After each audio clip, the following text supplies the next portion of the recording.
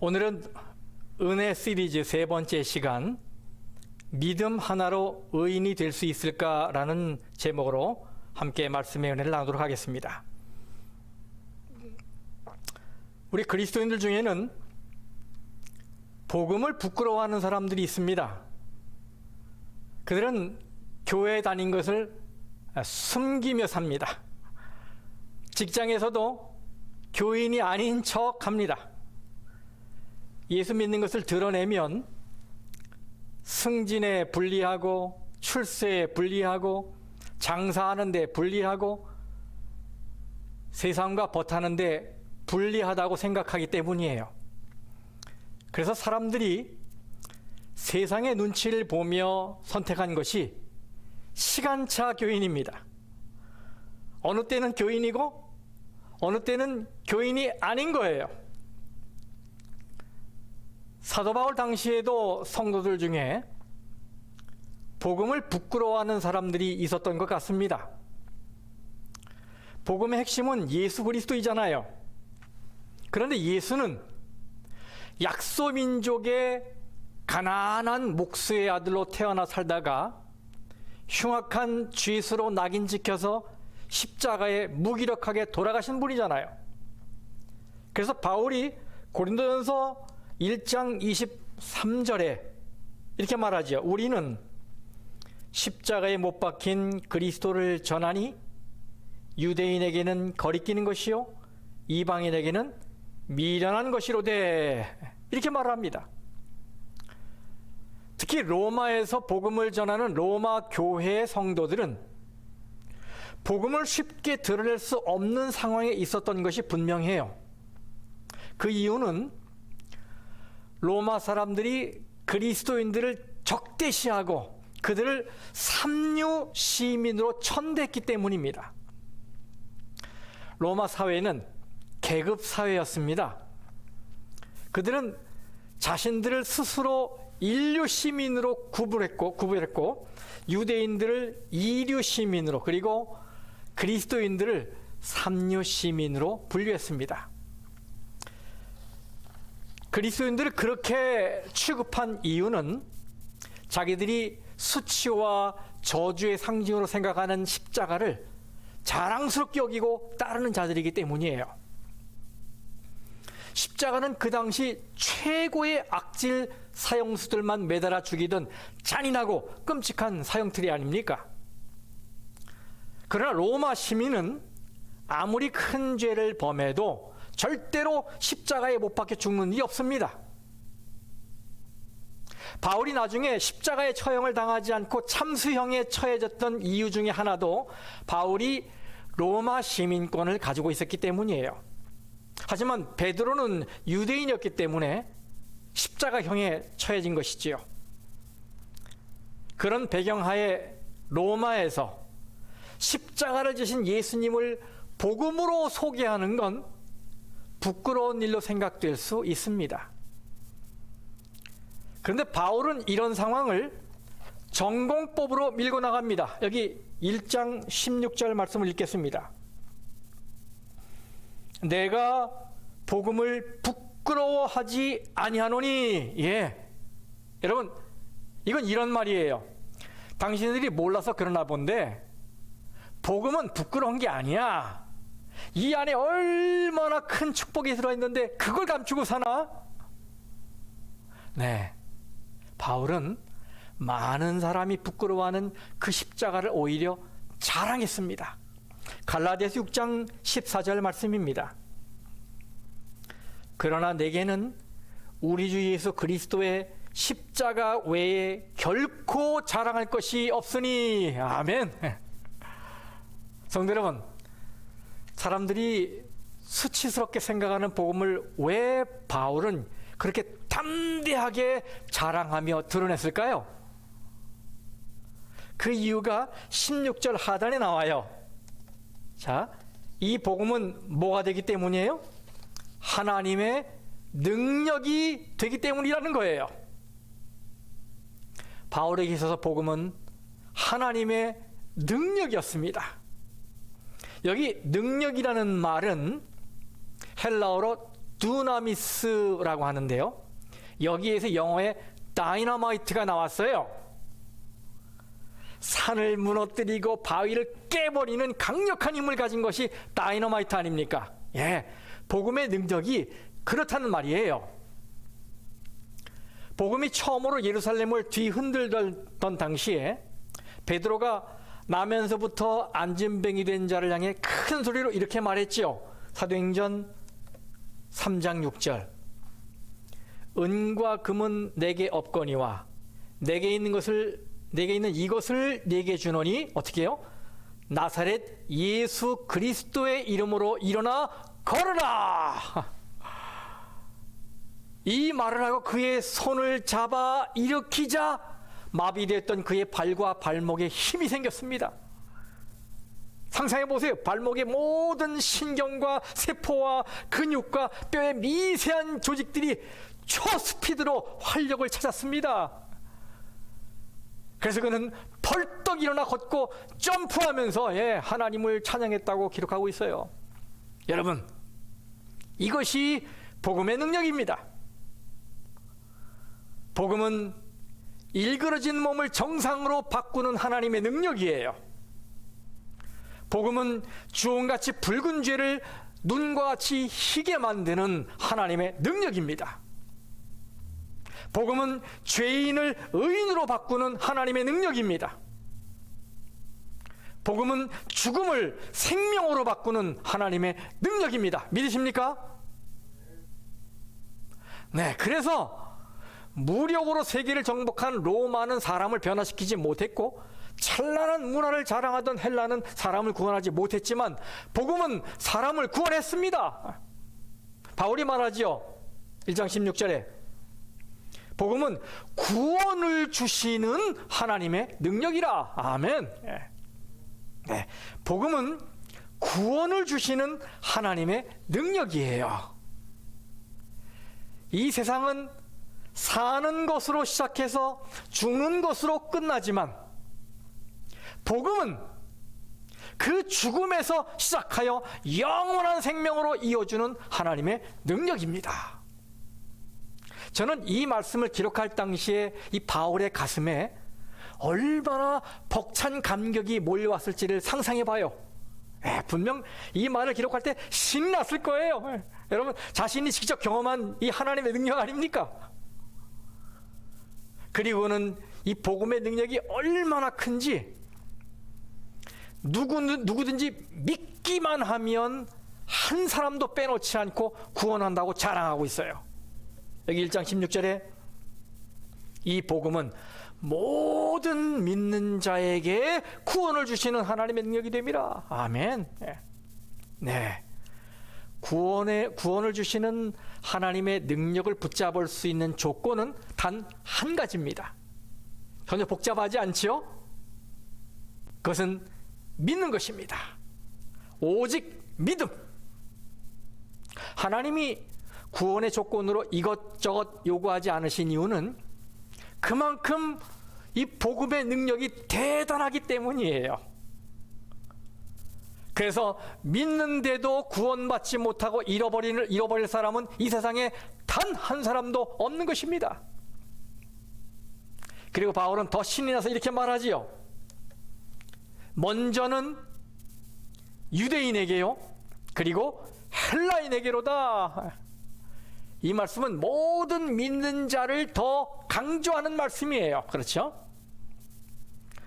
복음은 하나님의 말씀이 위탁돼서 특권과 책임을 맡은 유대인뿐만 아니라 이방인인 헬라인까지 구원한다.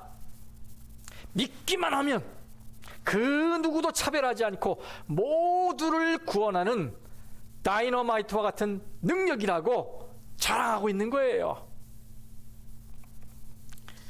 배운 자나 못 배운 자나, 부자나 가난한 자나, 인간의 죄 문제를 해결할 분은 오직 예수 그리스도 한 분뿐인데 왜 내가 그분을 부끄러워해야 하는가, 이 말이에요. 네, 그렇습니다. 여러분, 복음은 대놓고 자랑해도 떳떳한 구원을 주시는 하나님의 능력입니다.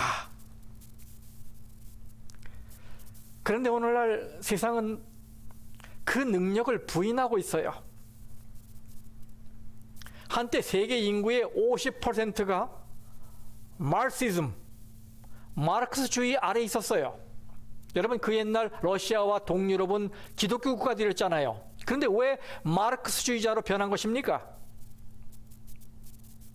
주된 이유 중 하나는 매력적인 마르크스주의의 이데올로기가 아니라 바로 교회가 복음의 능력을 드러내지 못했기 때문입니다. 신은 죽었다는 말로 세상을 발칵 뒤집었던 독일의 철학자 프리드리 니체는 기독교를 향해 이런 말을 했어요. 우리는 이것을 진지하게 받아들여야 합니다. 그가 말했어요. 만일 예수의 추종자들이 지금보다 훨씬 더 구원받은 자의 모습을 보였다면 나는 그 구속주를 믿었을지 모른다.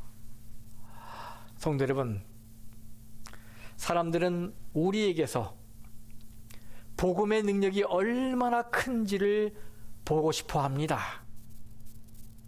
분명 여러분의 가족과 여러분의 친구와 여러분의 이웃은 여러분에게서 복음의 능력이 어떤 것인지를 보기를 원할 거예요. 과연 용서가 실천되고 있는지, 겸손이 실천되고 있는지, 희생이 실천되고 있는지, 사랑이 실천되고 있는지, 죽어가는 곳에 생명을 싹 틔우는 변화를 일으키고 있는지 보기를 원하고 있는 거예요. 그래서 복음이 여러분의 말씨를 바꾸고 태도를 바꾸고 습관을 바꾸고 인격을 바꾸고 성품을 바꿔 여러분을 전혀 새로운 사람으로 변화시키는지를 보고 싶어 하고 있어요. 여러분, 휴면 계좌라고 들어보셨습니까? 잠자는 돈을 말하는 거예요. 그런데 통장 주인이 그걸 몰라서 찾아가지 않은 돈들입니다. 제가 이 작년 2019년에 나온 통계를 보니까 한국에 휴면 계좌가 무려 5,500만 계좌에 총 1조 4천억 원이 쌓여 있다고 합니다. 마치 이 복음의 능력이 뭔지 모르고 궁핍하게 살아가는 우리의 모습이 딱 이와 같지 않은가 생각이 돼요. 시편 기자는 말하지요. 시편 34장 8절 말씀입니다. 너희는 여호와의 선하심을 맛보아 알지어다. 아멘. 성도 여러분, 복음의 능력이 어떤 것인지 직접 맛을 보시기 바랍니다.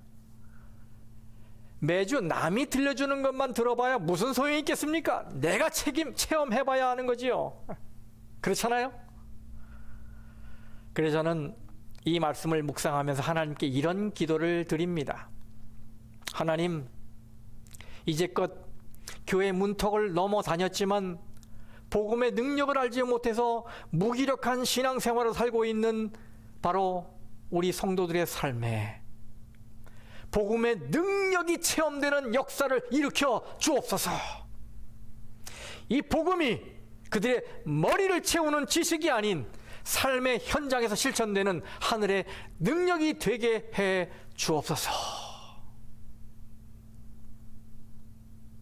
성도 여러분, 정말로 초대교회를 뜨겁게 달궜던 그 복음의 능력이 21세기를 사는 오늘 우리의 삶의 현장에서도 발휘될 수 있을까요? 네, 발휘될 수 있습니다. 왜냐하면 복음이신 예수 그리스도는 어제나 오늘이나 영원토록 동일하시기 때문이에요. 그 다음 바울은 자기가 복음을 부끄러워하지 않는 이유는 그 복음에 하나님의 의가 드러나 있기 때문이라고 말하고 있어요. 17절 말씀입니다.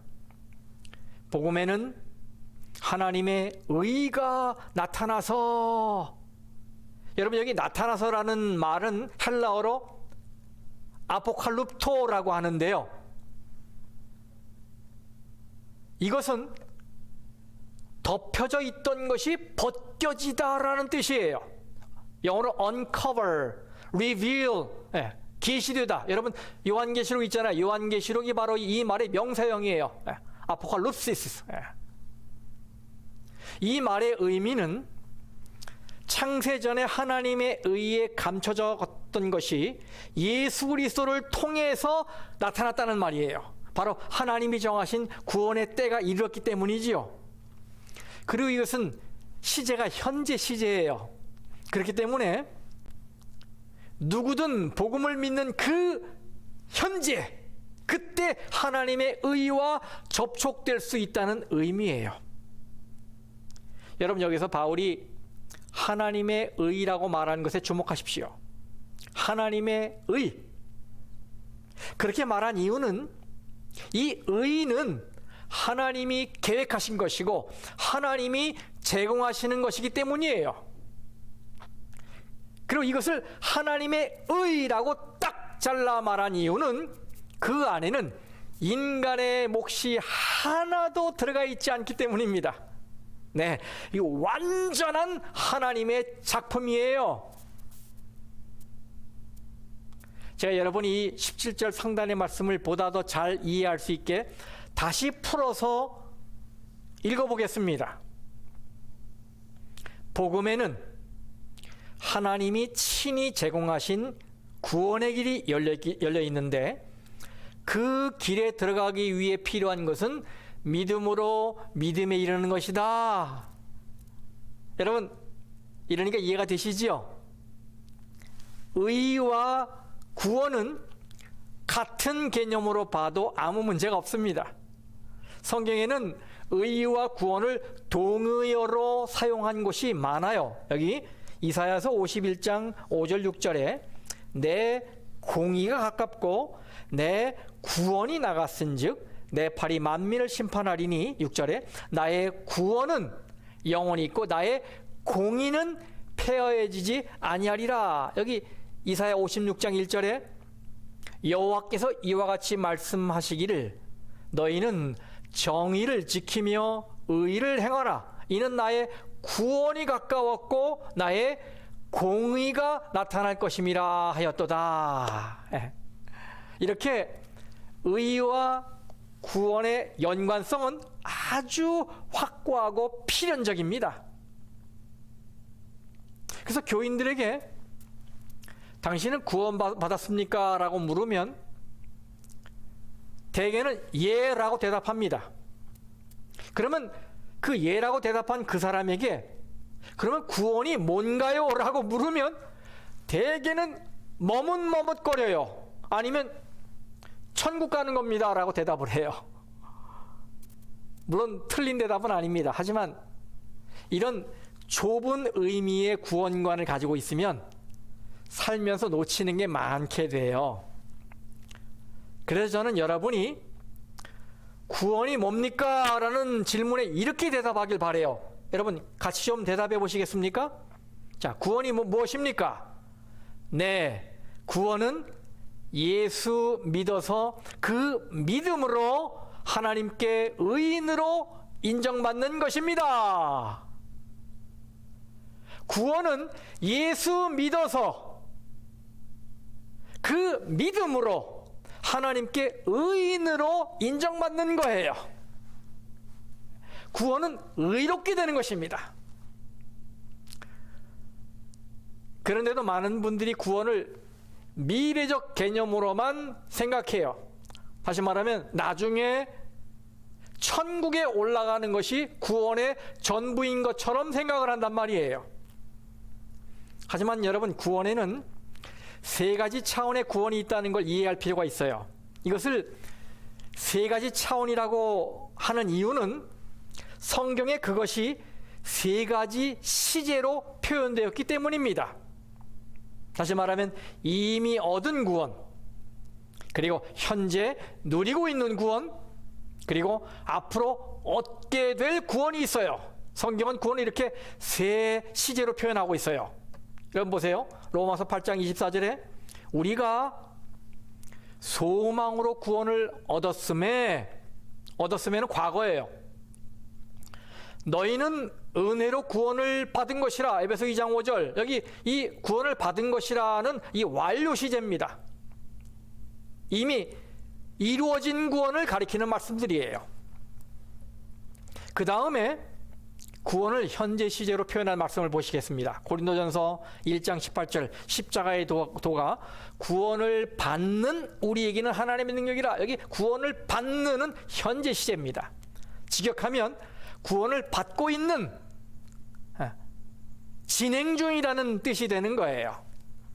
빌립보 2장 12절에 항상 복종하여 두렵고 떨림으로 너희 구원을 이루라. 구원을 이루라. 이것도 현재 시제입니다. 이미 시작된 구원을 끝까지 이루어 나가라. 영어로는 work out의 의미예요. 행사하라 이 말이에요. 이뿐만 아니라 구원을 미래적 개념으로 말하고 있는 말씀도 있어요. 마태복음 24장 13절. 그러나 끝까지 견디는 자는 어떻게 하겠다고요? 구원을 얻으리라. 미래 시제입니다.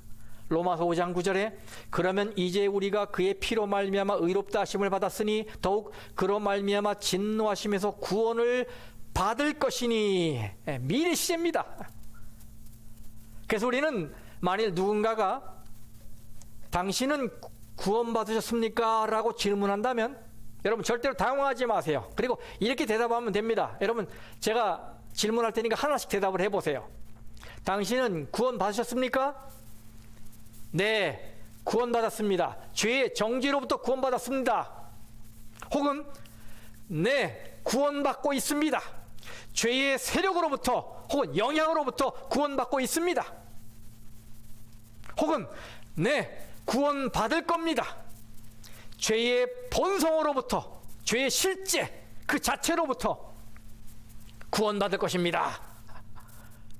이렇게 대답하면 돼요. 우리는 예수 그리스도 안에서 죄가 가리키는 모든 정죄로부터 이미 구원을 받았어요. 그래서 하나님과 화평을 누리게 된 것이지요. 그러나 동시에 우리는 계속적으로 믿음의 선한 싸움을 싸우면서 죄의 세력으로부터, 죄의 영향력으로부터 구원을 받고 있는 중입니다. 진행형입니다. 이것은 예수님 오실 때까지 계속될 거예요. 그러다가 우리 주님이 재림하시는 날, 우리 몸의 모든 요소들에 침투한 이 죄의 오염으로부터 완전히 구원을 받게 될 거예요. 그게 구원의 완성이지요. 17절에 복음에는 하나님의 의가 나타나서 그랬어요. 네, 복음이신 예수 그리스도 안에 하나님의 의, 하나님의 구원이 제공된 겁니다. 예수 그리스도 때문에 죄인인 내가 하나님의 의를 선물로 받게 된 거예요. 그리고 그날부터 내 속에 의로움을 향한 열망이 생기게 되고 의롭게 살 수 있는 능력이 하나님으로부터 부여된 거예요. 얼마나 놀라운 선물입니까? 그런데 여러분, 그 선물은 무엇으로 받게 된다고 했습니까? 17절 말씀에 무엇으로? 믿음으로 믿음에 이르게 하나니. 아멘. 여러분, 이 말씀은 오직 믿음으로라는 말이에요. 시작도 믿음이고 마지막도 믿음이다 이 말이에요. 다른 조건은 없습니다. 오직 믿기만 하면 하나님의 의가 주어지고 하나님의 구원이 주어진다 이 말이에요. 여러분 감사하십니까? 그래서 의인은 믿음으로 살 수밖에 없는 것입니다. 여기 17절 말씀에 복음에는 하나님의 의가 나타나서 믿음으로 믿음에 이르게 하나니 기록된 바 오직 의인은 믿음으로 말미암아 살리라 함과 같으니라. 아멘. 여러분, 이 말씀을 원어 성경에서 직접 번역하면 믿음으로 의롭게 된 사람은 살리라가 되는 말씀이에요. 믿음으로 의롭게 된 사람은 살리라. 여러분, 이 말씀은 구약의 하박국서의 말씀을 인용한 것이지요. 하박국 2장 4절 말씀이에요. 보라, 그의 마음은 교만하며 그 속에서 정직하지 못하나 의인은 그의 믿음으로 말미암아 살리라. 이 하박국서의 이 말씀의 배경은 이래요. 당시 이스라엘 백성들은 하나님을 의지하지 않고 우상에게로 눈을 돌렸다가 하나님의 심판을 받아 바벨론에 의해 멸망을 받게 됩니다. 하박국 선지자는 바로 이렇게 될 것이라고 예언하면서 그런 비참한 상황에서도 믿음으로 의롭게 된 사람은 살게 될 것이다 라고 선포하고 있는 거예요. 여러분, 여기서 주목해야 할 것은 하박국 선지자가 믿음과 대조되는 개념으로 교만을 들고 있다는 점이에요. 여러분, 이것은 무엇을 의미합니까? 믿음과 반대 개념으로 교만을 들고 있어요. 네, 진정한 믿음이란 자기가 가진 능력이나 지식이나 경험을 의지하고 자기를 드러내는 것이 아니라 삶의 자리에서 오직 나를 위해 십자가를 지신 예수 그리스도, 그분만을 철저하게 의지하는 것을 말하는 것입니다. 그래서 영감의 글, 이 복음교육자 259쪽에 있는 말이 이렇게 되어 있습니다. 259쪽에 있는 말씀을 제가 읽을게요.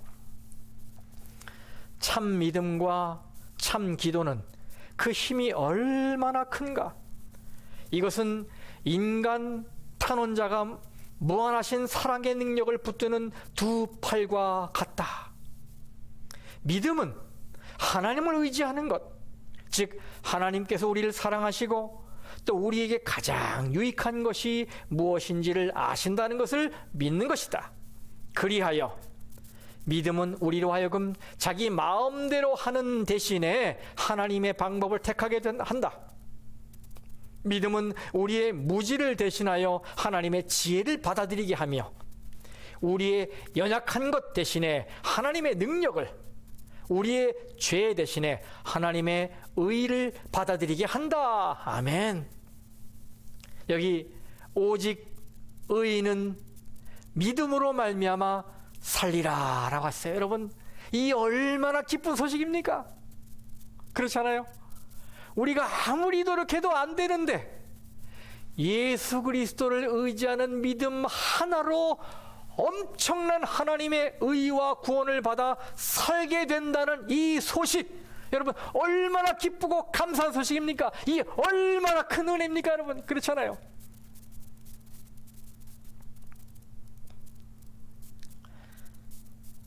(1700년대) 영국에 로버트 로빈슨이라는 사람이 있었어요.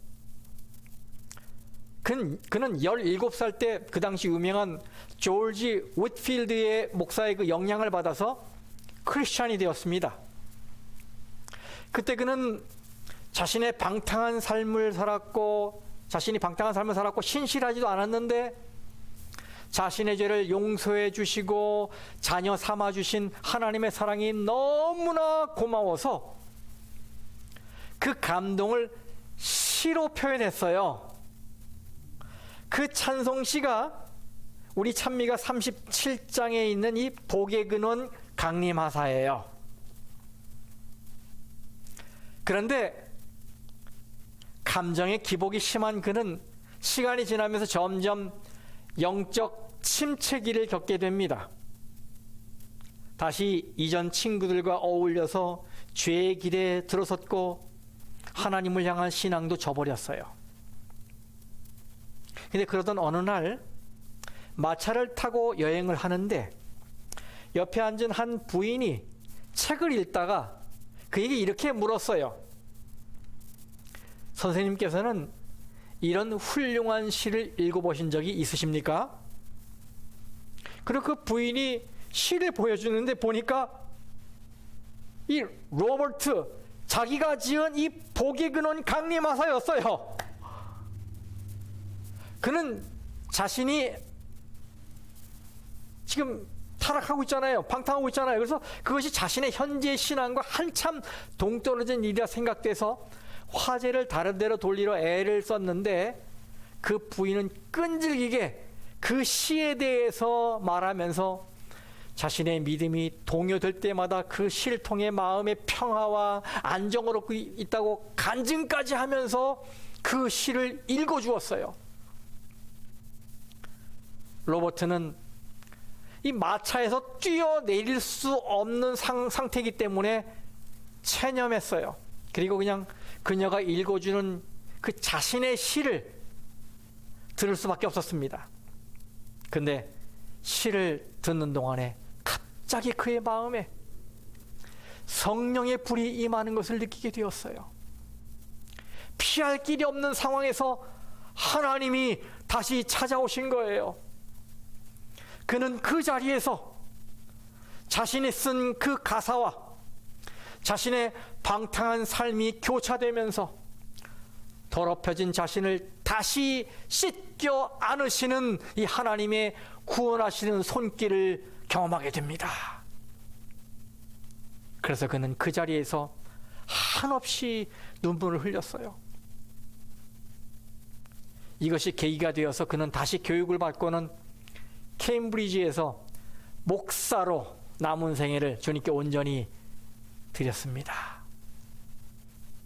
여러분, 찬양 가사에 이런 고백이 있지요. 3절 가사입니다. 주의 귀한 은혜 받아 일생 빚진 자 되네. 주의 은혜 사슬 되사 나를 주께 매소서. 우리 마음은 연약하여 범죄하기 쉬우니 하나님이 받으시고 천국인을 치소서. 아멘. 여러분, 이 가사의 은혜로 로버트의 신앙이 되살아났듯 이 말씀을 듣고 있는 우리 성도님들의 신앙도 되살아나기를 간절히 바랍니다. 성도 여러분, 우리 편에는 믿음 하나뿐인데 우리를 의롭다 하시고 구원을 베풀어 주시고 천국에 인을 쳐주신 이 하나님의 사랑과 은혜가 얼마나 큽니까? 오늘 이 고요한 안식일 저녁에 이 놀라운 진리가 여러분의 마음, 여러분의 가정을 울려서 여러분 모두가 복음의 능력을 맛보게 되는 축복을 누리시기를 간절히 바랍니다. 말씀 마치겠습니다.